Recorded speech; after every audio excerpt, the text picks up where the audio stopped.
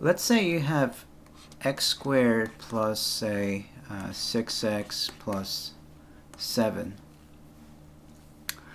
And when you're asked to complete the square, it means that you need to express this as x plus some number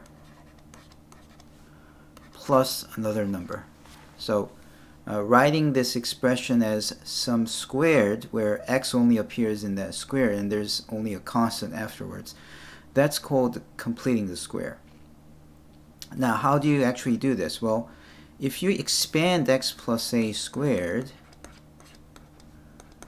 this is actually x squared plus a squared, and you get something else. And if you didn't know what goes in between, you should memorize this. This is double of the product. Okay, you multiply these two and you have to put 2ax. Now, why do you need this?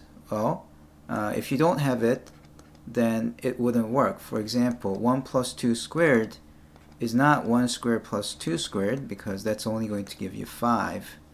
But 1 plus 2 is 3, 3 squared is 9. So if you just had that's equal to 5, it doesn't make sense. You need this extra 4.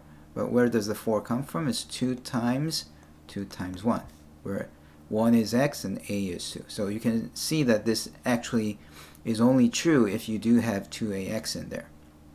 Now, to see where we get the 2ax, we can expand x plus a squared as x plus a times x plus a, and it's x times x, which is x squared, x times a, which is ax, plus ax, and then a times a, which is a squared.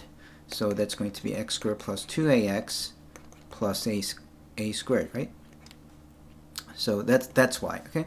So assuming now that you've fully accepted that this is indeed true, then we can say, if you expanded this, you get x squared plus 2ax plus a squared plus b. And what I want you to compare both sides is that if this left side is to be written in this way, we see that 2a must equal to 6. And actually that's the first step towards making this left side into the right side, okay?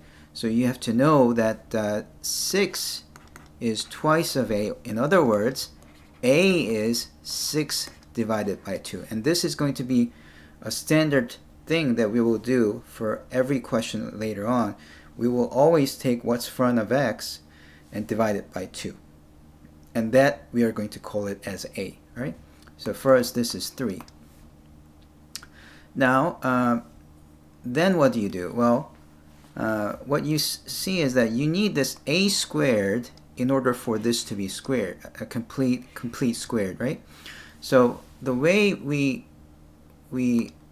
turn the left side into the right side is by doing the following. First, x squared plus 6x plus 7, you write this as x squared plus twice of 3x, and then since a is 3 and we need a squared, just put 3 squared there, and then you subtract 3 squared, and this will make the left and right side the same, because if you add something and you subtract something, it's still the same thing, right?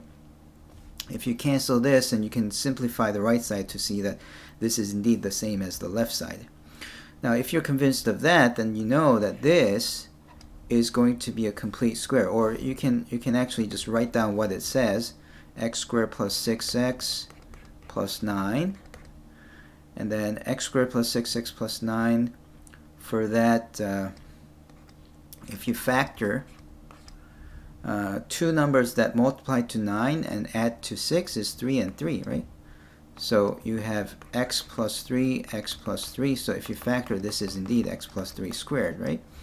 So we know that this part will turn into x plus 3 squared, whereas you have negative 9 plus 7. Negative 9 plus 7 is negative 2. So x plus 3 squared minus 2 is what you have, okay? All right. We will try to simplify this process and then after that it will become a lot easier. But let's just first try to do something similar. Here's another question. X squared, say, minus 8x plus 19. Okay, so what do we do in this case? Well, first take half of negative 8. If you divide this by 2, you get negative 4, right? So, and then you square this. Squaring negative 4, you get 16, and 16 is the number that you would need in order for x squared minus 8x plus 16 to be a complete square. So you add 16 and subtract 16. Now look at what this is. This is two numbers that multiply to 16 and add to negative 8. That's minus 4, right? So minus 4 times minus 4 is 16. Minus 4 plus minus 4 is negative 8. So indeed, this is x minus 4 squared. And then negative 16 plus 19 is plus 3. So that's how you complete the square. And this actually can become a lot harder if the coefficient of x squared is not 1. But I will deal with that in a different video.